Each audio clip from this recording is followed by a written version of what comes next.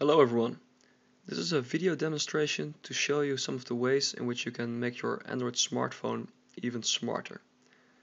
Android has had multitasking and background process from the very beginning, and there are two applications that I'm going to show that are really taking advantage of this.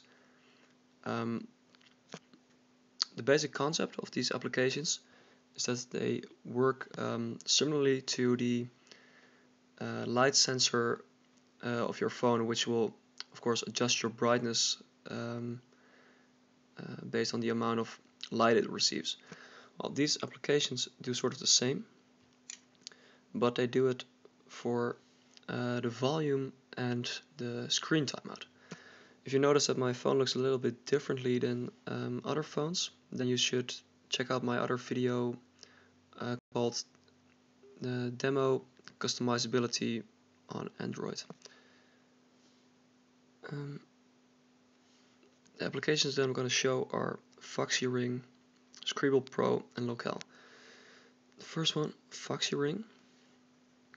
Foxyring will listen to your ambient background noise, and as you could just see it below here,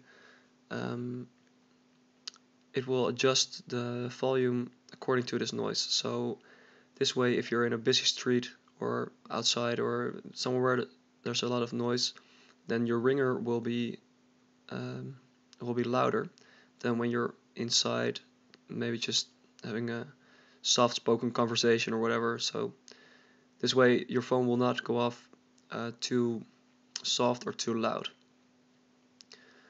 This is actually a contestant in the Android Developer Challenge 2, and it won $50,000 with this application, which is probably one of the reasons why it's free. Well,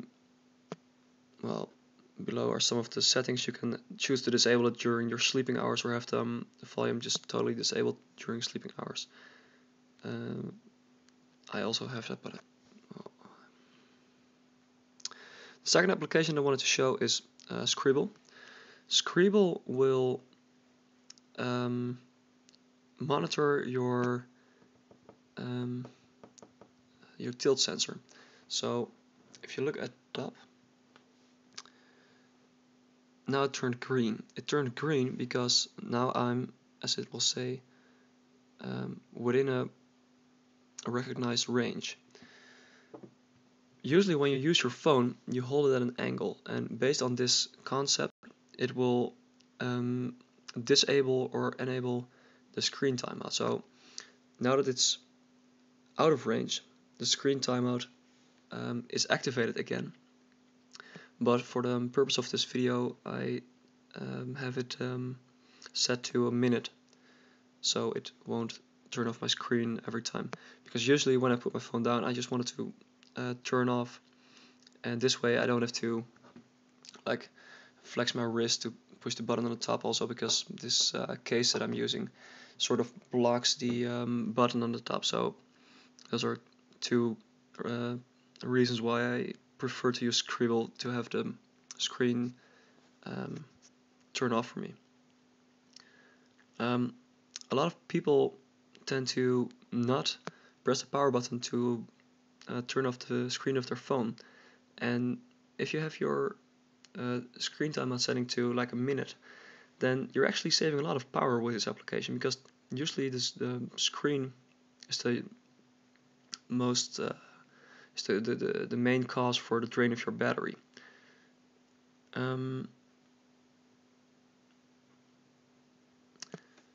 These applications will on the background cost you a little bit of power because they have to watch the tilt sensor and that kind of stuff. But if you think about it, this is data that's already being collected. So for example, if you're in this messaging app and you tilt your phone, the keyboard will turn around. This application just watches the same data without really consuming extra power, so it's sort of good for your battery to have it. Even though it will say in the battery description that it's using power, I think it's actually more likely to save you power than cost you power. and also it will prevent your screen from turning off when you're using it, because sometimes you're using your phone to read like a long message, and you have to keep tapping the screen to prevent the screen from locking, like I just did now. But this application will prevent it. The first one is foxyring. Also costs a little bit of power because it has to listen to the background. So it's usually these applications combined will maybe give you an overhead of I think like 2 or 3% combined.